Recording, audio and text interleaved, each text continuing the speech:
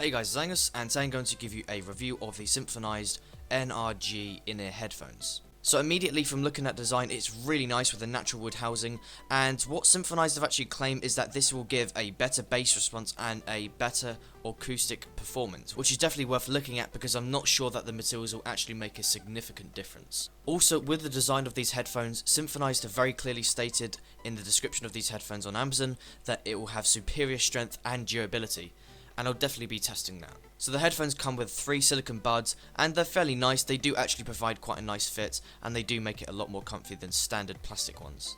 Taking off the actual earbud is actually really easy, and you can tell that it has a really nice design underneath that as well. It's just really smooth, and I think it looks really good. Now, even though they are very light, they do feel very sturdy for the actual show, but the only problem I actually have is the fact that with the wiring, I could definitely tell with the plastic underneath, it's going to be very easy to break. Now, I say very easy because wrapping these up 100 times is probably going to wear out, and it's probably going to make it easier to actually break, and it's probably going to affect the actual quality of the sound as well, as that's very common with a lot of headphones. Also, the headphones come with a built-in mic, but to be honest, that's now probably a standard feature in almost all in-ear headphones. Now, to be honest, I think it's actually really good that it has a built-in mic because it just makes the value better, and also it just means that it's nicer to actually use for calls, and it does actually improve the audio quality, but then again, I'd probably choose rather not to have it. Now, while it does have a built-in mic, it doesn't come with a volume rocker. Now, on the bottom of it, it does have 2 parts, one which is the mic, and a second bit which is a small piece of metal, and I think that is literally just for branding and nothing else. So of course, because of that, for some people who actually much prefer to have a volume rocker, that's definitely worth noting, but then again, it really isn't a problem as the mic can actually be used as a pause and play button. One small thing I quite like to do with the design is actually how they use the materials for the plastic, and that is surrounding the 3.5mm golden plated jack. Now, surrounding it is just this quite big piece of plastic. Now, for some that is kind of annoying because it can get in the way, but I think it's really important to have this because a lot of headphones get broken and damaged simply because the 3.5mm jack is just really weak and easy to break. I can definitely tell from this it's going to be much harder to break, and also it just makes it much more durable, and also it probably means that it's going to last long as well. The only downside I can probably think of it is using your headphones when your phone is flat facing down on a table, but apart from that, it should be really good for making sure that the housing for the 3.5mm jack is protected. The last thing to note about the design is the fact that it actually is claimed to actually be really durable, and quite frankly this is just not true. After using it for a couple of months, I noticed that there were some cracks in the plastic, and this was quite annoying, but then again they were quite cheap headphones, so it just really wasn't an issue.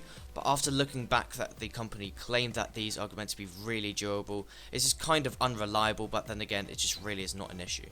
So of course the design is really good, and I really like the use of materials, but the main thing you want to know of course is the sound, and overall I can say it's good.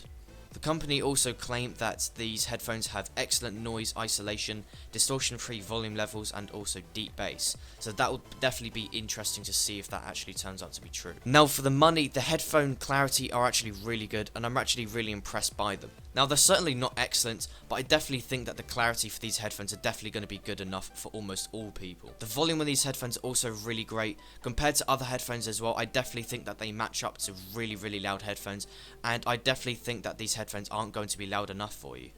Now, a good example to compare to would be the Skullcandy 50/50 headphones, and I've also done a review of that which you can check out in the link description. But comparing, I'd probably say that the Skullcandies have better noise isolation, but the Symphonized are deeper, they have a better bass, and also they have better clarity. In terms of design, the only real difference of course is the materials and the plastic. They are the same colour, but the Skullcandy headphones have a volume rocker and also a microphone.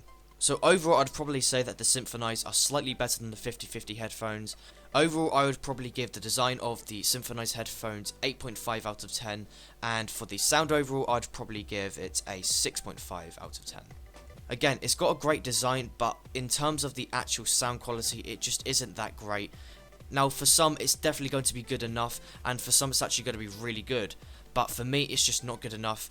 But generally, for most people, it's definitely going to be a solid pair of headphones, and I'd recommend them for people that are trying to find headphones that have a really good design and also have good enough sound quality. So there's my review of the Symphonized headphones. If you did enjoy this review, definitely be sure to give this video a thumbs up, and thanks for watching.